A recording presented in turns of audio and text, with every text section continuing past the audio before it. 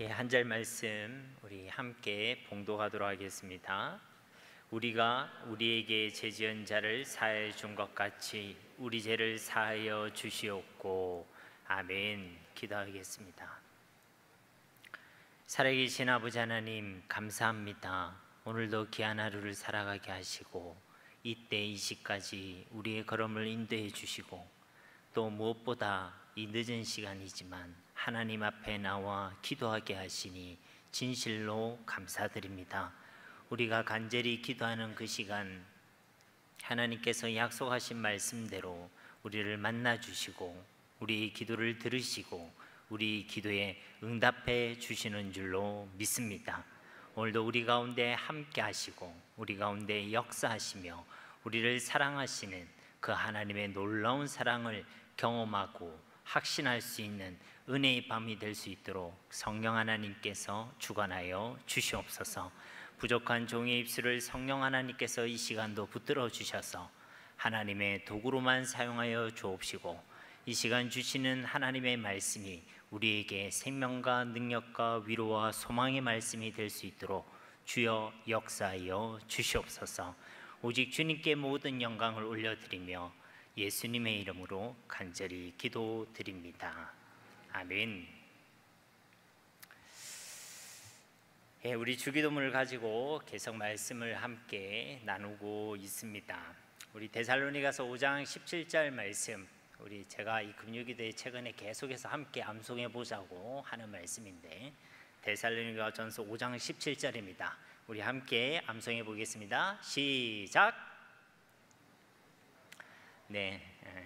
여러분 잘 알고 있지만 이 아이면 네가 얘기해라 뭐 이런 거죠, 그죠?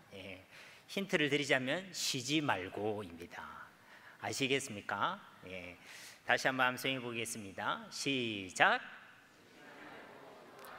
쉬지 말고 기도하라입니다. 우리는 어떤 상황과 어떤 환경 속에서도 기도하기를 쉬지 않아야 될 줄 믿습니다. 어떤 사람은 환경이 달라지고 상황이 달라지면 기도를 멈추고 기도하지 않고 인간적인 방법을 구하고 염려를 맡기면 되는데 염려를 꼭 붙들고 있고, 하나님 앞에서 담대하면 되는데 오히려 불안해하고 또 두려워하고 있고, 이것은 우리가 성도로서의 바람직한 자세와 신앙의 모습이 아니란 것이죠. 주님께서 우리에게 명하신 그 말씀대로 어떤 상황과 어떤 환경 속에서도 하나님께 기도할 수 있는 저와 여러분이 되기를 주님의 이름으로 축복합니다. 우리가 기도한다는 것은 하나님을 신뢰한다, 내가 하나님을 믿습니다 라는 믿음의 고백입니다. 그 믿음의 고백을 멈추면 되겠어요? 안 되겠습니까? 안 되겠지요. 상황이 달라지고 환경이 달라지더라도 주님을 향한 그 믿음의 고백을 우리 가운데 계속되어야 될 줄 믿습니다. 자, 그런데 우리가 쉬지 않고 이렇게 기도해야 되는데 무엇을 두고 기도해야 되겠습니까? 그냥 우리가 생각나는 대로 원하는 대로 그렇게 기도할 수도 있겠지만, 예수님께서는 우리에게 아무렇게나 기도해라, 될 대로 기도해라, 오늘 삘 닿는 대로 기도해라, 이것이 아니라 이렇게 기도하라라고 우리에게 말씀해 주셨습니다. 아무렇게나 기도하지 말라는 것이죠. 우리 믿음이 성장하면 성장할수록, 성숙되면 성숙될수록 우리가 기도해야 될 내용이 무엇인지를 알려주셨다는 것입니다. 그것이 바로 우리가 지금 살펴보고 있는 주기도문의 내용인 것입니다. 여러분이 알고 계실지 모르겠지만 오늘이 6번째 시간입니다. 알고 계셨죠? 이전에 우리는 5번의 시간을 통해서요, 주님께서 가르쳐 주신 그 기도의 내용에 대해서 함께 말씀을 나누었죠. 하늘에 계신 아버지가 우리가 믿는 하나님이시고, 그 하늘에 계신 그 하나님이 바로 우리 아버지이심을 매일매일 쉬지 않고 기도해야 된다는 것에 대해서도 함께 말씀을 나누었었고, 또 그 하나님의 이름이 이 땅 가운데, 또 우리 하나님의 백성인 우리가 살아가는 그 모든 삶 가운데 거룩히 여김이 받으실 것을 두고 우리는 쉬지 않고 기도해야 된다라고 또 말씀을 나누기도 하였습니다. 또 하나님의 나라가 이 땅 가운데 온전히 임하기를 또 나아가서 하나님의 뜻이 저 하늘에서 이루어진 것 같이 우리 가운데 온전히 이루어지기를 기도하고 간구해야 됨도 함께 말씀을 나누었죠. 그리고 이전 시간에서는 오늘 우리에게 일용할 양식을 주시고 그 말씀을 가지고 성도가 살아나가야 될 삶은 바로 오늘이라는 것을 함께 말씀을 드렸습니다. 어떤 사람은 과거에 사로잡혀서 과거에서 매이지 못하는 사람, 매여서 오늘을 살지 못하는 사람이 있고, 어떤 사람은 또 미래에 매여서 두려움과 불안에 벌벌벌 떨다 보니까 오늘을 살지 못하는 사람들도 있고, 근데 성도는 그렇지 않고 믿음으로 하나님을 신뢰하고 그의 약속의 말씀을 붙드는 그 믿음으로 오늘을 살아내는 자들이 바로 하나님의 백성들이다라는 것입니다. 그리고 그렇게 온전한 오늘을 살기 위해서는 우리에게는 하나님께서 공급해 주시는 일용할 그날 필요한 하나님의 양식이 있다는 것에 대해서 우리가 함께 말씀을 나누었죠. 이렇게 제가 이전에 있는 말씀을 이렇게 딱 이렇게 한 번씩 이렇게 집어주니까 여러분 그 말씀들이 막 생각나시지요? 네, 여차하면 다시 설교해도 괜찮을 것 같은 분위기인데, 그래서 이제 오늘은 이제 그 다음으로 12절 말씀을 우리 함께 나누려고 합니다. 12절 말씀 우리 함께 봉독해 볼까요? 다시 한번 봉독하겠습니다. 우리가 우리에게 죄 지은 자를 사해 준 것 같이 우리 죄를 사하여 주시옵고. 아멘.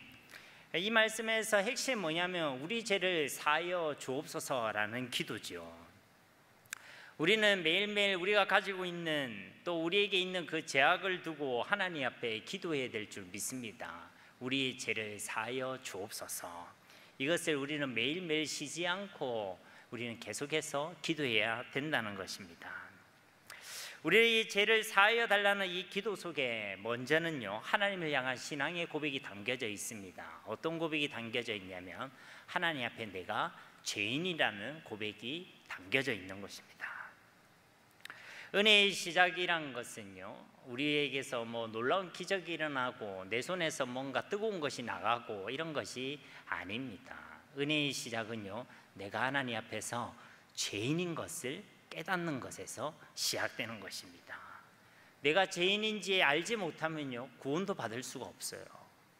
내가 죄인인지 알지 못하면요, 하나님의 사랑을 경험할 수도 없습니다.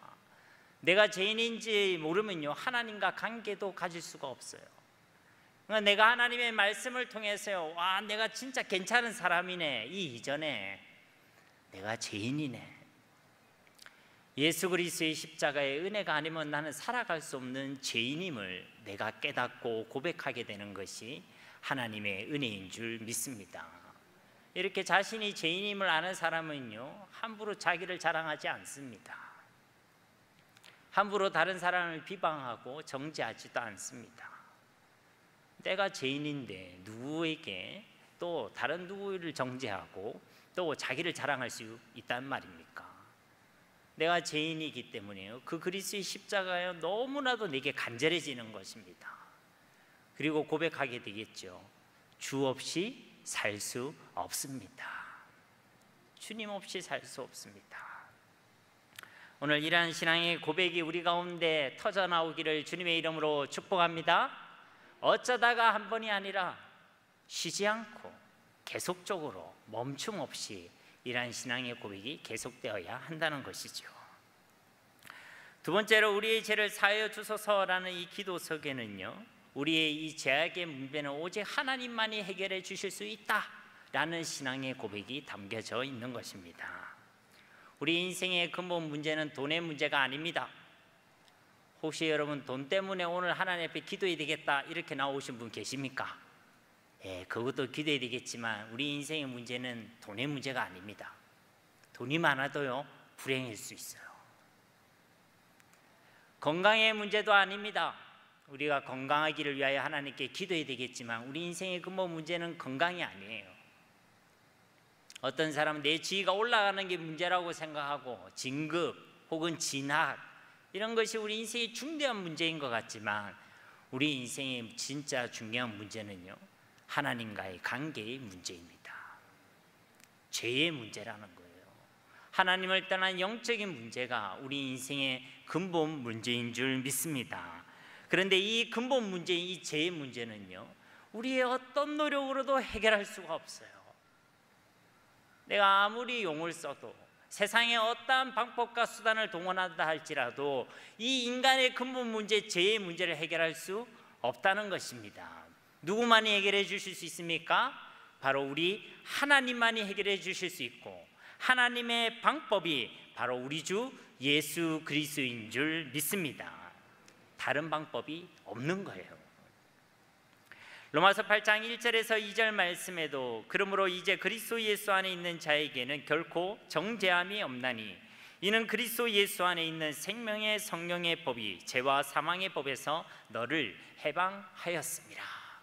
예수 그리스도만이 이 죄의 문제는 유일한 구원의 길, 하나님의 방법이라고 선포하고 있는 것입니다. 결국 우리는 우리의 죄악을 용서하소서라는 이 기도를 매일매일 하나님께 드림을 통해서 어떤 신앙을 고백하는 것입니까? 나의 구원도 하나님으로부터만 주어지는 것이고, 내 인생의 중요한 문제의 해결도 하나님으로부터 주어지는 것이고, 나의 참된 도움도 위로도 하나님으로부터 주어지는 것이고, 그 모든 하나님의 은혜와 응답과 위로와 소망이 예수 그리스도를 통해서 내게 주어집니다. 이것을 우리는 매일매일 쉬지 않고 고백해야 되는 것입니다. 세 번째로 우리가 우리의 죄를 사하여 주소서라고 매일 쉬지 않고 기도해야 되는 이유는요, 이 죄악이라는 것이 무서운 결과를 낳기 때문에 그렇습니다. 죄를요 그냥 가만히 놔두면 괜찮은 게 결코 아니란 것이죠. 우리는 이 죄라는 것이 얼마나 무서운 결과를 초래했는지 우리는 성경과 또 역사를 통해서 이미 잘 알고 있습니다. 창세기 3장에도 보면 우리 인류가 죄로 인해서 하나님을 떠나게 되었었습니다. 그때부터 우리 인생 가운데 모든 문제와 저주와 그리고 실패가 찾아오게 된 것이죠. 죄 때문에 이스라엘 백성은 끊임없이 실패와 저주, 재앙과 심판의 역사를 반복했습니다. 그게 바로 구약 성경의 이야기죠. 때로는 죄로 인하여 민족이 포로로 끌려가는 치욕과 고난을 당하기도 했고, 또 그 죄악으로 인해 이방 민족으로부터 수치를 당하고 또 나라를 잃기도, 나라가 망하는 그런 고통을 겪기도 했던 것입니다. 또 이 죄라는 것은 우리 개인적인 신앙에 있어서도 하나님과의 단절을 가져옵니다. 거룩하신 하나님과 교제할 수가 없는 것이죠. 도둑질하는 걸로 하나님과 깊은 관계를 나눌 수 있다면 우리는 빨리 지금 도둑질하러 가야 되겠죠. 이 말이 안 되는 이야기입니다. 죄악된 우리의 삶으로는요 하나님과 깊은 교제를 나눌 수가 없습니다. 그러면 뭐가 찾아옵니까? 사망이 찾아오는 것입니다. 결국 죄의 결과는요 사망인 것이죠. 죄를 지었다 해서 벼락을 맞아서 바로 깨꼬닥하고 죽는다 이야기가 아닙니다. 죄의 결과로 우리는 하나님의 부재를 느끼게 되고, 하나님, 영원하신 하나님 안에 있는 그 은혜와 복을 누리지 못하게 되고, 그렇게 영적인 사망 가운데 실패하고 또 넘어지고 고통당할 수밖에 없게 된다는 것입니다. 무엇 때문에요? 죄 때문에. 그래서 에스겔서 18장 19절 20절 말씀에 보면 정의와 공의를 행하며 내 모든 율례를 지켜 행하였으면 그는 반드시 살려니와 범죄하는 그 영혼은 죽을지라. 그러니까 죄악하는 그 영혼은 죽을지라라고 말씀하고 있습니다. 로마서 6장 23절에도 죄의 사건 사망이다라고 말씀하셨고, 야고보서 1장 15절에도 욕심이 잉태한즉 죄를 낳고 죄가 장성한즉 사망을 낳느니라라고 말씀하셨습니다. 결국 우리가 죄악을 그냥 두는 거, 죄악을 행악하는 거, 그런 죄악 가운데 있는 그 삶은요 결코 하나님께 기쁨이 되지 못하는 것입니다. 하나님과의 관계를 무너뜨리고 파괴하는 일이 되는 것입니다. 또 십자가의 은혜를 부인하는 것입니다. 우리 제사함의 은혜를 우리는 어떻게 받았습니까? 우리는 아싸 공짜다 이렇게 하고 받았는지 모르겠지만 하나님께서는 우리에게 그 제사함의 은혜를 주시기 위하여 아들 독생자 예수 그리스도를 이 땅에 내어주시기까지 하셨고 생명을 다하시기까지 우리를 사랑하여 주신 결과가 바로 우리에게 주신 제사함의 은혜인 줄 믿습니다. 그렇게 받은 것인데 그것을 내가 귀하게 여기지 않고 함부로 죄악 가운데 뒹군다. 그것은 십자가의 은혜를 내가 무시하고 또 그것을 부인하는 삶이라고 할 수 있는 것입니다. 그리고 죄악을 행하는 삶의 특징은요, 영적으로 아무런 힘이 없습니다. 육신적으로는 힘을 낼 수도 있어요. 막 큰 소리를 빵빵 친다든지, 막 무서운 얼굴로 막 화를 낸다든지, 그래서 뭐 힘이 있는 척할지 모르겠지만요, 영적으로는요 100점 100패입니다. 제 가운데 있으면 시험을 이길 수가 없어요. 제 가운데 뒹구는 삶으로는 유혹을 이길 수가 없습니다. 제 가운데 있는 그 삶은요, 사람으로부터 주어진 여러 가지 일들 속에서 자신을 보호할 수가 없어요. 상처받거나 분노하거나 미워하거나, 뭔가 내가 그런 사람으로부터 계속 치인다. 물론 그 인간이 나쁜 인간입니다. 아멘? 아멘 안 하시는군요. 분위기를 잘 아시는 거죠. 지금 그 사람에게도 문제가 있는 것은 틀림이 없겠지요. 그런데요, 그 사람이 그렇게 한다고 해서 모든 사람이 다 상처받는 거 아닙니다. 내가 은혜 가운데서 내 마음이 하나님의 은혜로 충만하면요, 그것을 이겨낼 수가 있는 것입니다. 그것이 기적이고 그것이 능력이고 그것이 응답인 줄 믿습니다. 그런데 그렇게 안 되면요, 넘어질 수밖에 없어요. 죄악 가운데 있는 우리의 삶을 가만히 놔두면 안 됩니다. 겉으로는 잘 입고 또 잘 다니고 괜찮게 있어서 괜찮을다라고 생각할지 모르겠지만 영적으로는요 판판이 무너집니다. 판판이 무너집니다. 우리 가운데 있는 그 죄악을요 그냥 둬서는 안 된다는 것입니다. 예전에 김장철이 됐는데 누가 그 김장김치를 주셨어요. 바로 집에 갖다 놓으면 되는데 그날따라 너무 바빠가 오전에 받았는데요, 하루 종일 차 안에 놔뒀습니다. 하루 종일. 어떤 참사가 벌어졌냐면 일주일이 지나도 차 안에서 김치 냄새가 안 빠지는 거예요. 그러니까 탈 때마다 우리 애들이 아빠 이거 무슨 냄새냐고 계속 이 김치 냄새가 나는 겁니다. 그 잠깐의 시간이었지만 어쨌든 그것으로 통해서 차에 그 냄새가 완전히 배었던 것이죠. 상처도요 가만히 놔두면요 곪습니다. 곪은 걸 가만히 놔두잖아요. 어쩌면요 그걸 잘라내야 될 수도 있어요. 상처가 더 악화되게 되는 것이죠. 죄도요 똑같습니다. 우리 죄의 문제를 가볍다고 생각하고 당장은 벼락 안 맞았으니까 괜찮다고 생각하고 그렇게 우리가 방심하고 그냥 둔다면요, 그 죄는요 우리에게 틀림없이 더 큰 가시와 올무가 되게 될 것입니다. 그래서 우리는 어떻게 해야 되겠습니까? 그 죄악의 덩어리를 반드시 해결해야 하는 것이죠. 어떻게 말입니까? 예수 그리스도의 십자가 앞으로 나아가서 예수님의 이름, 약속의 이름으로 우리의 죄를 자복해야 될 줄 믿습니다. 여러분 죄인이심을 인정하십니까? 예. 어떤 분은 기분 나빠하시는 분도 있어요. 내가 잘 살고 있는데 왜 내보고 죄인이라고 그러냐. 곰곰이 생각해 보십시오. 제가 자주 쓰는 표현이기도 하지만은 우리 중에 괜찮은 죄인은 아무도 없습니다. 어떤 분들은 내가 괜찮은 죄인이라고 생각하는데 그렇지 않습니다. 우리는 예수님의 은혜가 아니고는 살아갈 수 없는 다 몹쓸 죄인들입니다. 이런 우리를 사랑해 주신 것이 하나님의 은혜임을 믿습니다. 그렇다면 우리가 그렇게 해결해야 될 이 죄에 대해서 조금 더 생각해 보기를 원합니다. 성도의 삶은요 성화의 여정이라고 표현합니다.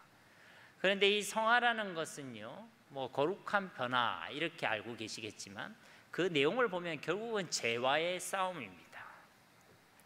히브리서 12장 4절 말씀에도 보면 너희가 죄와 싸우되 아직 피 흘리기까지는 대항하지 아니했다. 그래서 이 땅을 살아가는 성도의 삶은요 피가 철철 날기까지 이 죄와의 싸움을 수행해야 되는 것이 바로 성도의 삶이란 것입니다. 그럼 이 죄는 도대체 무엇입니까? 단순히 윤리적인 것이 아니지요. 요한복음 16장 9절에 있는 말씀처럼 죄의 본질은 그들이 하나님을 믿지 않는 것, 하나님을 믿지 않는 것이 죄의 본질입니다. 하나님을 믿지 않고 행하는 모든 것들, 하나님을 떠나 있는 모든 것들, 하나님의 계명의 말씀에 벗어나 있거나 그 말씀에 순종하지 않는 그 모든 삶과 선택들, 생각과 마음들, 그것이 바로 다 죄인 것입니다. 예를 들자면 십계명의 본질을 두 명제로 표현하자면 하나님을 사랑하는 것, 그리고 이웃을 사랑하는 것이겠죠. 그런데 이 사랑의 삶을 살아내지 못하는 것이 바로 죄악이라는 것입니다. 어떤 분은 나는 하나님이 사랑하는데요 라고 이야기하십니다. 그런데 내 마음속에 하나님보다 더 사랑하는 것들이 있을 수 있습니다. 그러면 그게 죄악이란 것이죠. 하나님이 나는 두 번째로 사랑해도 돼 라고 이야기한 적이 단 한 번도 없으십니다.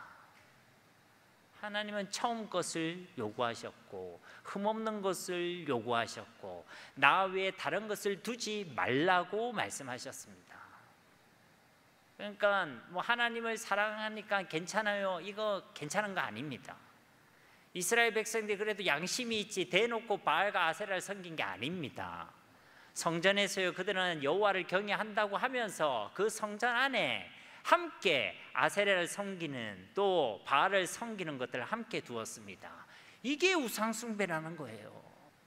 하나님을 믿는다면서 바알과 아세라가 상징하는 풍요와 이 땅의 부와 번영을 내가 사랑하며 살아가는 거, 바로 그게 우상숭배고 죄라는 것입니다. 성경 분명히 하나님과 재물을 교만해 섬길 수 없다라고 얘기하는데 우리는 계속 우기잖아요. 무슨 소리 하십니까 하나님?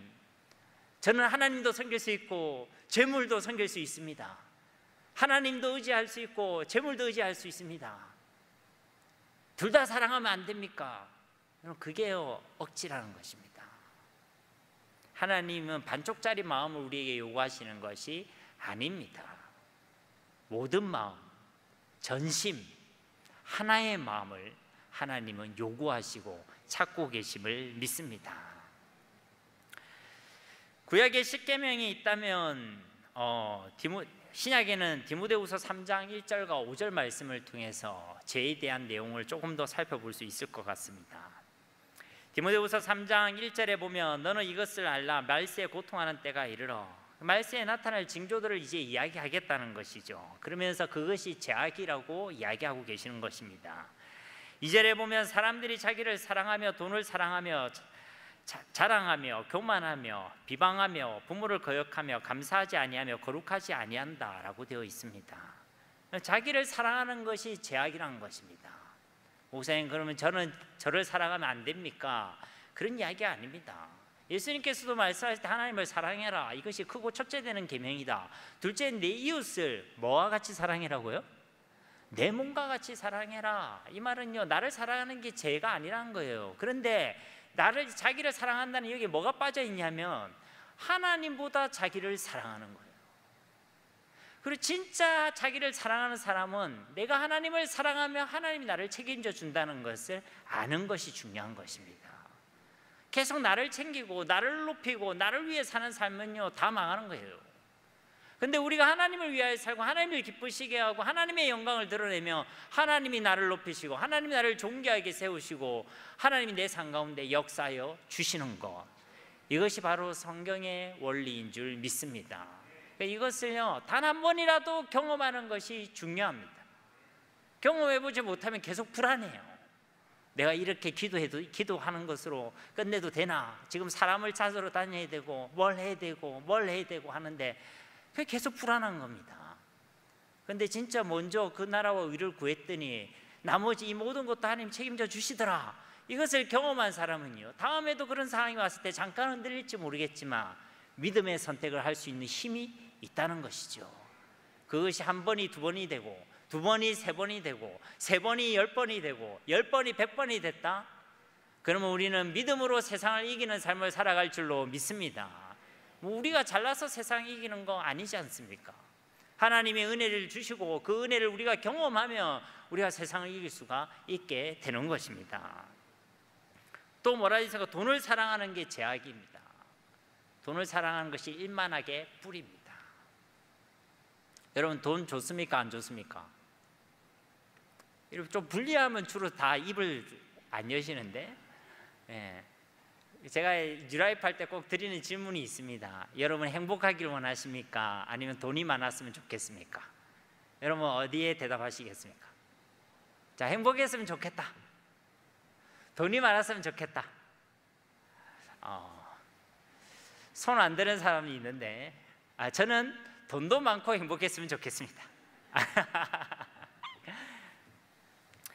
우리가 잘 어떠실지 모르겠지만 사실은요, 대답에 혹시 돈이 많았으면 좋겠습니다 손 드신 분도 계시겠지만 사실은요, 우리가 행복하길 원해요. 저는 돈 많은데 돈이 때문에 어려움을 당하고 불행한 경우를 많이 봤습니다. 돈 때문에 형제가요 서로 완전히 갈기갈기 찢어지는 것도 봤고요, 뉴스를 통해서도 우리가 들었듯이 돈 때문에 부모가 자녀를 막 팔아넘겨요. 더 심각한 거는 자녀도요 돈 때문에요 부모에게 칼을 사용합니다. 돈이 없었으면 그런 일이 안 일어나겠죠.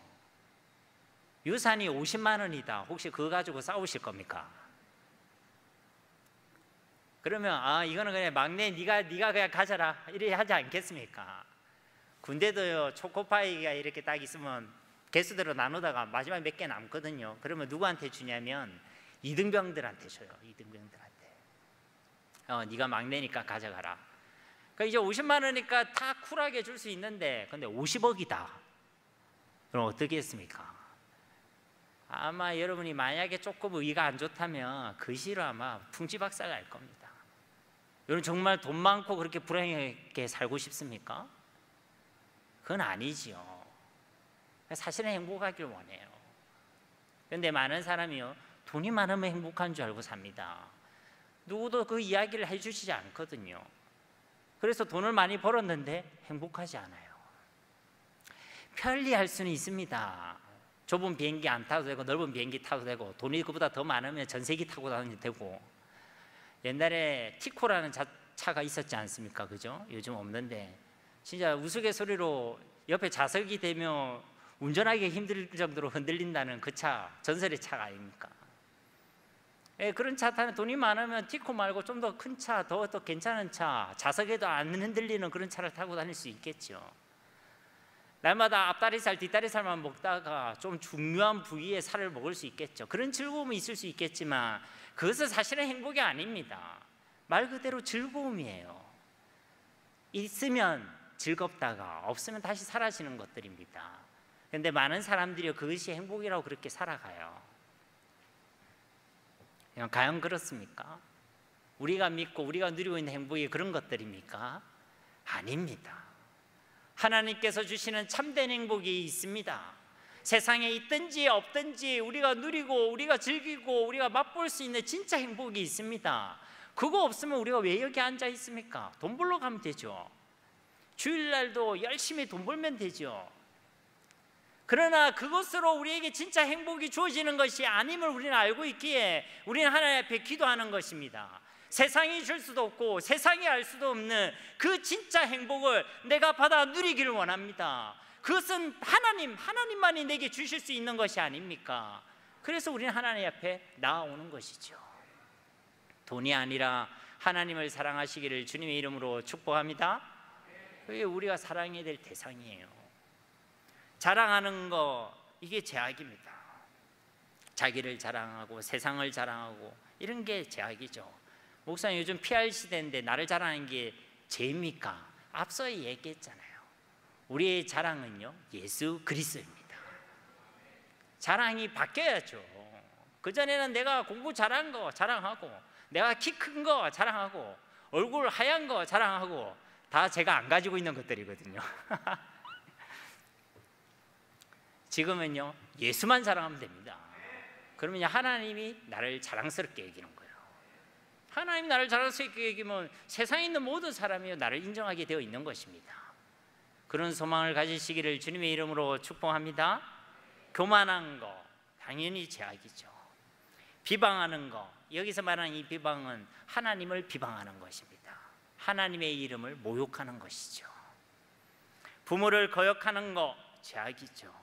감사하지 못하고 원망하고 불평하며 살아가는 거, 그거 죄악입니다. 무정하며 원통함을 풀지 아니하며 모함하며 절제하지 못하며 사나우며 선한 것을 좋아하지 아니하는 것, 그것도 제약이죠. 무정하다는 것은 사랑이 없는 것입니다. 원통함이라는 것은 오늘 말씀 속에도 있지만 용서를 하지 못하는 것이죠. 계속 분노하고 계속 원한을 품고 있는 것입니다. 마음이 정돈이 안 돼요. 미움 때문에, 분노 때문에. 그래서 잘 지나다가도 그 사람만 딱 보이면 이 혈압이 오르는 거예요. 그 사람이 특히 웃고 있다 그러면 거의 졸도 직전까지 가고, 그 사람이 잘 됐다 그러면 바로 쓰러지는 거예요. 사촌이 땅 사면 배 아파요, 안 아파요? 기뻐하고 감사하시기를 주님의 이름으로 축복합니다. 예수 믿는 사람이 그렇게 살아야죠. 남이 잘 되면 어떻게든 막 깎아내려고 하고, 하나님 원하시는 삶이 아니에요. 배신하며 조급하며 자만하며 쾌락 사랑하기를 하나님 사랑하는 것보다 더하며, 이게 다 제약이란 것입니다. 경건의 모양은 있으나 경건의 능력은 부인한 이 같은 자들에게서 네가 돌아서라. 그러한 삶을 살아가고 있다면 그곳에서 돌아설 수 있는 회개의 역사가 우리 가운데 있기를 주님의 이름으로 축복합니다. 그래서 우리 죄를 두고 하나님 앞에 나아가야 하는 것입니다. 하나님께서는 우리 가운데 죄가 있는 것을 원하지 아니하십니다. 그래서 우리에게 주신 그 천국 복음의 핵심에도 회개가 있었죠. 마태복음 3장 2절에도 회개하라, 천국이 가까이 왔느니라. 하나님 나라의 주인공은 바로 회개의 열매를 맺은 사람이란 것입니다. 여러분, 하나님의 나라를 맛보고 누리기를 소망하시지 않습니까? 그 하나님의 나라를 누리는 것은 바로 이 회개를 통해서 우리가 이룰 수 있는 것입니다.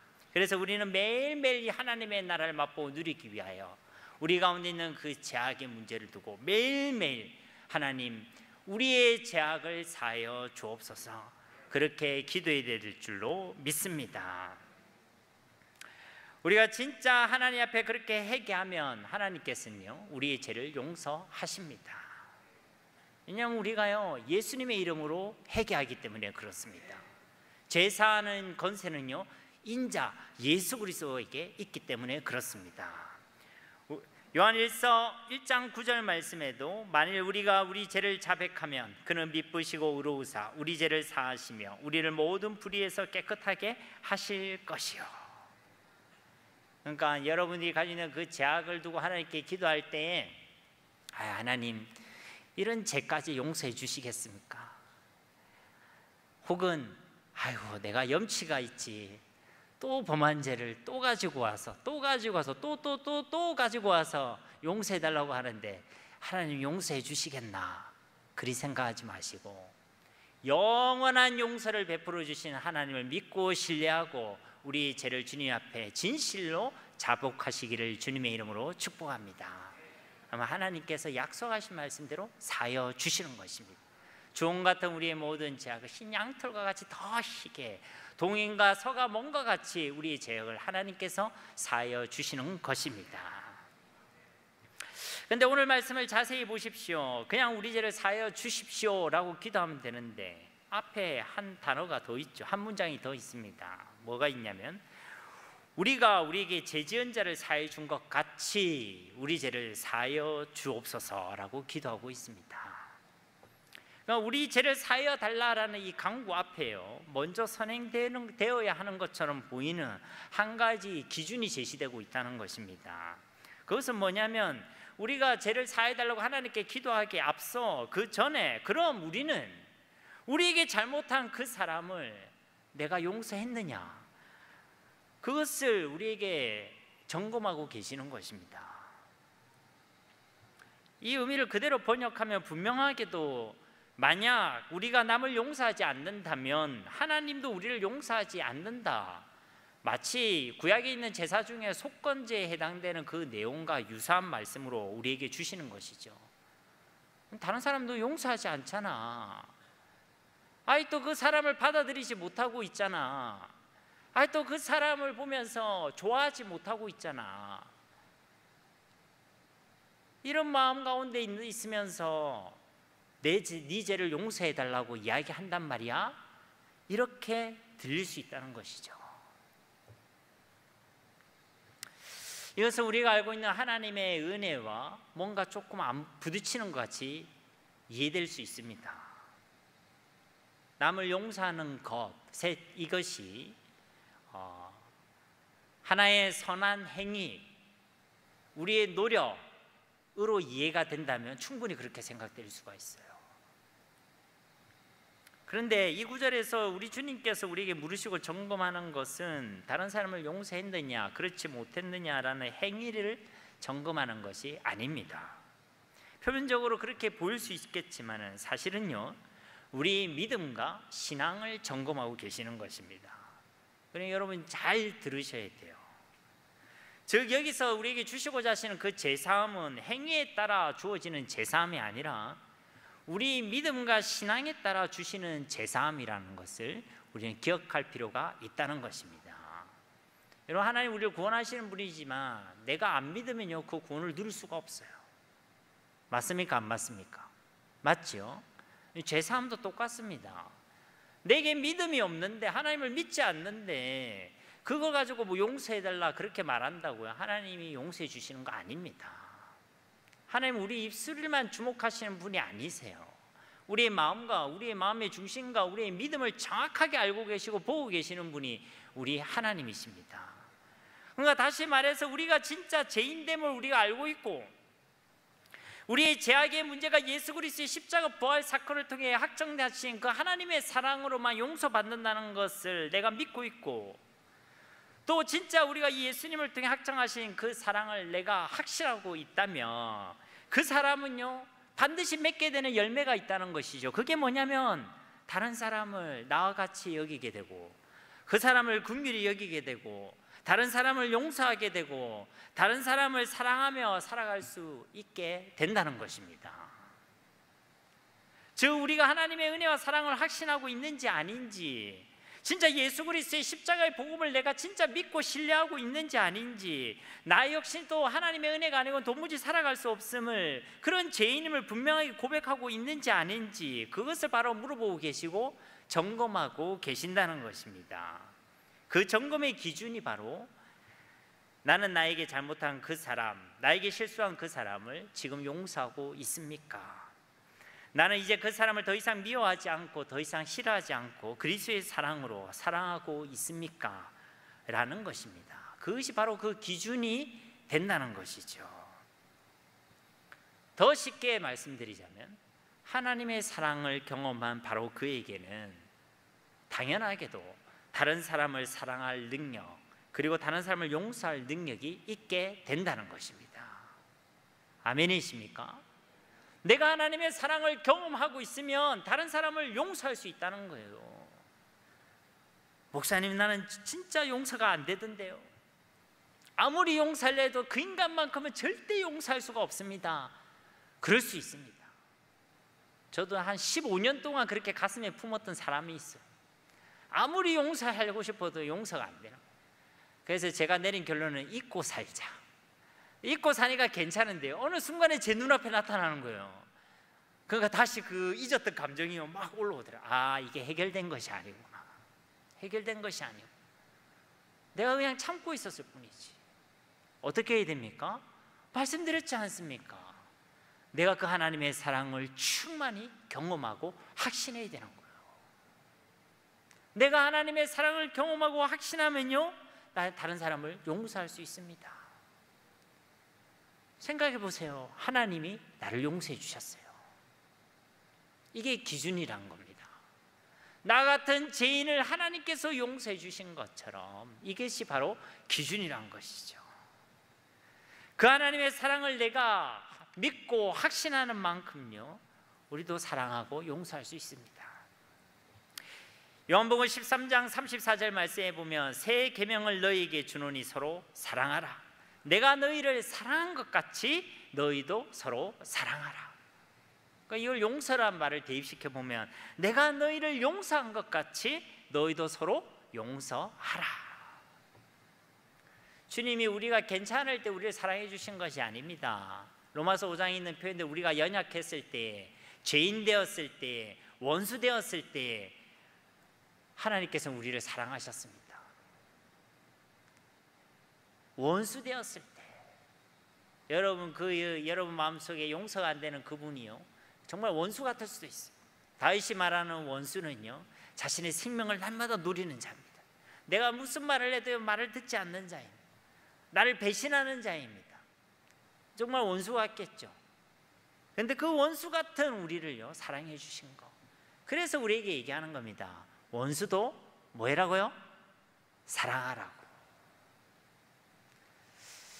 먼저 바라고 축원하옵기는 원수 같은 그 인간이 여러분의 가족이 아니기를 주님의 이름으로 축원합니다. 특히 나와 가장 가까운 그 인간이 아니기를 주님의 이름으로 축복합니다. 그리고 혹 그렇다 할지라도 그 영혼을 사랑할 수 있는 믿음과 신앙의 성숙이 우리 가운데 있기를 간절히 소망합니다. 여러분, 사랑하려고 억지로 사랑하려면요, 쉽지 않습니다. 이해하려고 용서하려고 하면요, 쉽지 않습니다. 그러다 보면요, 화병 걸려요. 맞아요. 별로 그런 인간 때문에 힘들어 본 적이 없으셨군요. 우리 그 미움이란 감정이요, 쉽게 해결되는 거 아닙니다. 그런데요, 여러분이 꼭 믿고 확신해야 될 게 있어요. 그거는 뭐냐면, 내가 그 해결하기 힘든 그 미움의 감정보다 하나님이 내게 베푸신 사랑은 더 강력하고 더 힘이 있고 더 분명한 줄 믿습니다. 자꾸만 내가 용서가 안 돼요, 미움의 마음이 해결 안 돼요, 이런 건요, 사실 힘드신 거 아는데, 사실은 내가 그 하나님의 사랑을, 더 강력한 하나님의 사랑을 경험하지 못한 거예요. 경험하지 못한 겁니다, 여러분. 그 인간의 문제가 아니에요. 내가 그 하나님의 사랑을 진짜 내가 알고 있는가? 그 하나님의 사랑을 내가 확신하고 있는가? 나는 그 하나님의 사랑 속에서 내가 살아가고 있는가? 그러면요, 원수도 사랑하게 되어 있는 겁니다.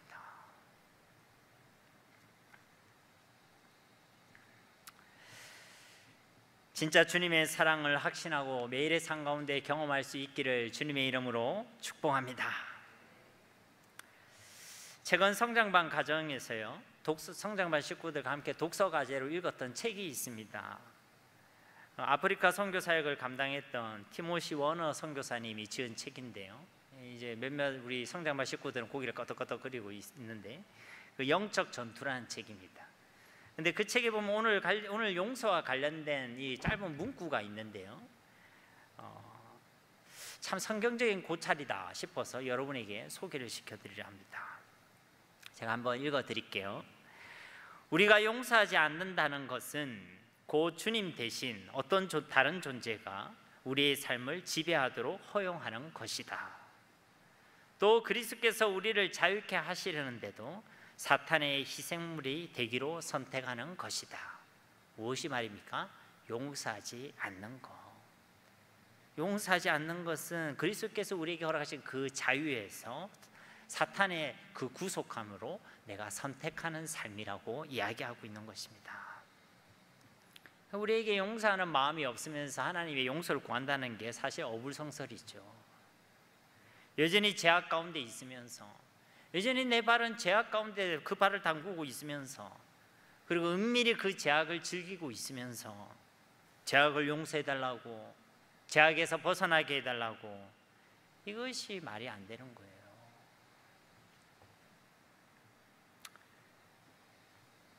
결국 우리가 하나님의 사랑과 은혜에 더 목을 메고 그 은혜의 자리로 나아가고 그 은혜의 자리를 지켜가는 것이 너무나도 중요하다는 것이 다시 한번 우리가 가져야 될 결단인 줄 믿습니다. 은혜의 자리를 포기하면 안 돼요. 하나님의 사랑을 내가 경험하지 못하면요, 안 됩니다. 온전히 그리스도인으로 살아갈 수가 없어요.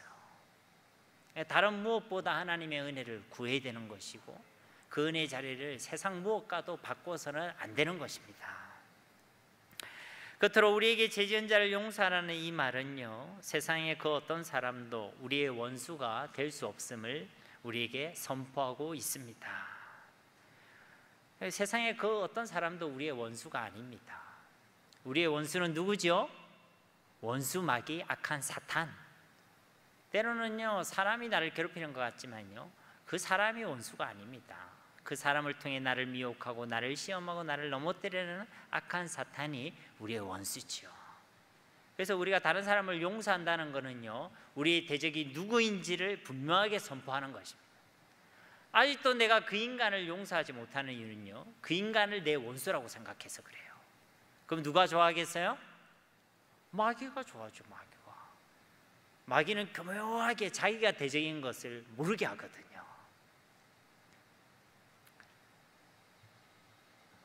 우리가 만나는 모든 사람들은요, 사랑해야 될 존재들입니다. 화평해야 될 존재들이고 우리와 하나가 되어야 할 존재들인 줄 믿습니다. 주님이 이 땅에 오신 목적은요, 사람을 원수로 대하기 위함이 아닙니다. 도리어 그들을 생명을 다해 사랑하셨고 끝까지 사랑하신 것이 우리 주님이십니다. 담을 쌓는 것이 아니라 모두 막힌 담을 허신 분이 바로 우리 주님이십니다. 진정한 우리의 원수인 마귀의 일을 멸하러 오신 분이 우리 주 예수 그리스도이신 줄 믿습니다. 그러니 우리도 이 주님의 사랑으로 다른 사람을 용서하고 또 그 이웃을 사랑하는 것이 마땅한 줄 믿습니다. 이것이 바로 이 땅을 살아가는 모든 그리스도인들이 매일매일 쉬지 않고 살아내어야 할 복된 삶의 내용입니다. 우리의 죄악의 문제를 두고 하나님 앞에 회개하고 우리에게 잘못한 사람을 그리스도의 사랑으로 품고 용서하고 사랑하며 살아가는 것, 오늘 주님께서 가르쳐 주신 이 믿음의 기도와 이 신앙의 내용이 바로 우리의 삶 가운데 쉬지 않고 고백되어지는 믿음의 기도 또 신앙의 간증이 되어지기를 우리 주 예수님의 이름으로 간절히 축원드립니다. 우리 이 시간 말씀을 기억하시면서 함께 기도하기를 소망합니다. 우리 가운데 생각나는 죄악들이 있다면 하나님 이거 용서하옵소서. 아직도 내가 용서하지 못하고 있는 마음들이 있다면 주님 사랑 내가 더 알고 분명하게 확신하게 하옵소서. 우리 함께 말씀 가운데 주신 기도 제목 붙들고 기도하며 나아가도록 하겠습니다. 살아계신 아버지 하나님 감사합니다. 오늘도 우리에게 하나님의 귀한 말씀을 주심을 감사드립니다. 우리가 어떤 상황과 어떤 환경 속에서도 쉬지 않고 끊임없이 멈추지 않고 하나님께 기도할 수 있기를 간절히 소망합니다. 어떤 상황 때문에 하나님과의 교제를 멈추거나 어떠한 환경 때문에 사건 때문에 항상 깨어 승리하는 일을 중단하거나 하나님 그러지 않기를 간절히 소망합니다. 우리에게 하나님의 은혜가 필요합니다. 단 한 시간도 단 한 순간도 단 한 호흡도 하나님의 은혜가 없이는 살아갈 수 없음을 고백합니다. 주님 날마다 이 주님의 은혜를 사모하게 하시고 그 은혜를 자리를 지켜가게 하시고 주님의 은혜로 충만한 삶을 살아갈 수 있도록 은혜 베풀어 주시옵소서. 우리가 하나님 앞에 죄인임을 고백합니다. 우리 가운데 하나님 생각의 범죄함과 마음의 죄악됨들, 우리의 선택 속에 습관 속에 있는 이름 모를 많은 죄악들이 있음을 주님 앞에 고백합니다. 하나님보다 더 사랑하며 섬겨왔던 마음의 우상들, 삶의 우상들이 있습니다. 하나님보다 더 즐거워하고 또 우리 인생의 목표라고 목적이라고 정해놨던 것들 중에 얼마나 엉터리들이 많은지 모릅니다. 주님 우리의 죄악됨을 주님 앞에 자복합니다. 우리를 용서해 주시고 능히 죄악 가운데서 우리를 건져내실 주님을 신뢰하며 주님 앞에 나아갑니다. 주여 우리를 용서하여 주시옵소서. 그리스도 예수 그리스도의 십자가의 보혈로 우리의 죄악을 사하여 주시옵소서. 우리의 참된 구원과 영원한 용서와 제사함의 은혜는 오직 하나님으로부터만 주어짐을 다시금 고백합니다. 하나님 역사하여 주시옵소서. 지금 이 시간도 우리의 매일의 삶 가운데서 이 주님의 사랑과 은혜를 더 풍성히 경험하고 누릴 수 있는 저희 모두가 되게 하시고 그 사랑으로 이 땅을 살아가게 하옵소서.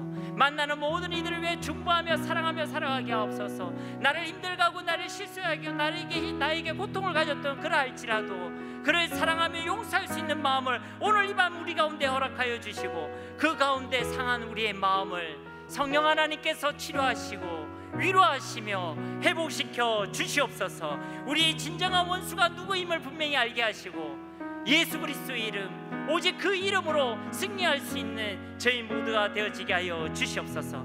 날마다 우리의 믿음과 신앙이 더욱더 성장하고 성숙해지기를 간절히 소망합니다.